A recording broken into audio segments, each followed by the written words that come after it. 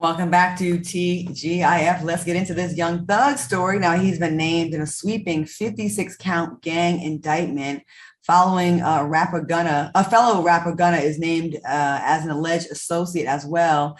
27 others are also included. Now, according to the 88-page indictment filed in Georgia's Fulton County, lyrics from some of the Thug's popular songs were used as examples of overacts, some of which constitute racketeering. Now, Young Thug is allegedly the co-founder of the street gang YSL, who are alleged to have committed multiple murders, shootings, and carjackings over roughly a decade and promoted their activities in songs and on social media.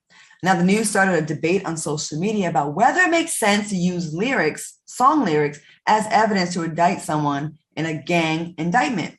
All right, fellas, I want to ask you, what are your thoughts on the story? And is it fair to indict someone based on song lyrics? What happened to freedom of speech? Al, let's start with you. Well, I started reading the 88-page indictment, and let me tell you what makes this so interesting, Claudia. The district attorney, that woman is no joke. Fulton County's not playing around with these rappers. She went on Clubhouse. She pulled evidence from Clubhouse conversations. She pulled evidence from Instagram posts. She pulled evidence from Twitter posts. She pulled evidence from texts. She pulled evidence from the videos, the music videos, and their lyrics, and pieced them all together to various times in Fulton County or in the state of Georgia in which the things happen. So my thing is, when are these rappers, especially the young new rappers, because the young new rappers are so authentic.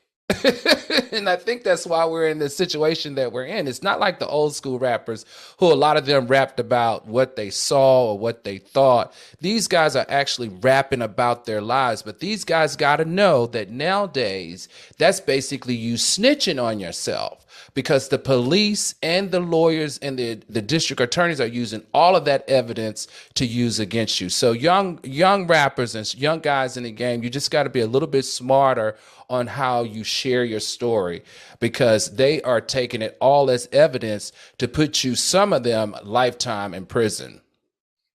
Okay, thank you for that. Q, what do you think? Well, to answer your question, what about freedom of speech? Freedom of speech ain't free. Number one. Number two, let's stop misleading people. I don't want y'all soulmates to think that the only evidence they got off of Instagram, social media, Clubhouse, so on and so forth. They use that to corroborate and help undergird other evidence that they had. Right. And lastly, let's remember the Rico Act was created partially in collusion with former Mayor Rudy Giuliani. And this is how they took the mob down, all right? The Italian mob in New York back in the day, using the Rico Act. Those of y'all who participate in organized crime, if they can't get you on murder, if they can't get you on drug charges, they will get your ass on racketeering. All right, racketeering, for those of y'all that don't know, it's a more blanket way to string a common thread through a whole bunch of little crimes or petty crimes, or not even so much petty crime, to create the big picture. So moral of the story, don't participate in organized crime, especially when you're legit. You got a music hustle, you're making millions, but y'all always feel this need to go back to the hood and keep it real, because I'm real. I ain't leaving the hood. All right. Well, or Q, I know this is really bad. You guys, I'm not condoning violence, but the Rico law and the Rico Act is only in 7 states in the United States out of 50. It's only in 7. So unfortunately for these guys, Georgia happens to be one of the 7 states, and they're using that racketeer and the Rico Act to take them down. Maybe they need to move to a different state if they're not going to change their ways. Go to Montana. We clearly have a sickness. And I'll say society. I'm not going to say it's a black or white thing, because we got Tekashi 6ix9ine doing the same thing. We cannot. First of all, there's no shame anymore. And again, race to the bottom. Before, rappers would talk about the stuff that they saw they don't want to do. They would talk about the crackheads. Then they start talking about how they're doing all the drugs. Now they're bragging about murder and crimes in their songs. Once upon a time, there was suburban kids that were rapping in the studio.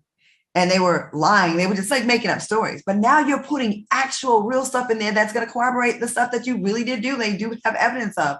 I don't get this. Like, I don't get where we are as a people. People are shooting people on live. They're showing off illegal guns on their Instagrams. Everyone's so thirsty for attention to the point where you're doing 25 to life. And Right. you're making it so easy. The police say, investigators, never has it been so easy than it is now. They don't have to do half the work they used to do, the groundwork. They can just go on Instagram and see you dumb folks bragging about the crimes you did and just connect the dots. Right, Claudia, and let's just bring this full circle. I don't know how real it is, but do you remember the social media we saw on Instagram where there was this young girl on her prom night? She had a firearm. And you remember a lot of kids were posting their prom nights and they had guns in their arms. So the one girl, they did a follow-up. The college that she had gotten a scholarship at rescinded her scholarship because on her social media, she was posting that she had a firearm. So, I just think that we got to be a little bit more smarter and careful about our flexing and our flossing on the internet and on Instagram for likes, because it could actually ruin your life. And you ain't getting no job. You know how many people are missing out on life-changing careers because you got put all this stankness on social media and it's there forever? All right, y'all, moving on. In an interview with People, Zaya Wade opened up about how she has been impacted by hurtful social media comments about her appearance after she came out as transgender in 2020. Zaya said, as a trans person, once I came out, there were a lot of hateful comments about how I should grow my hair out long or fit into a certain version of femininity, even though that is not true at all.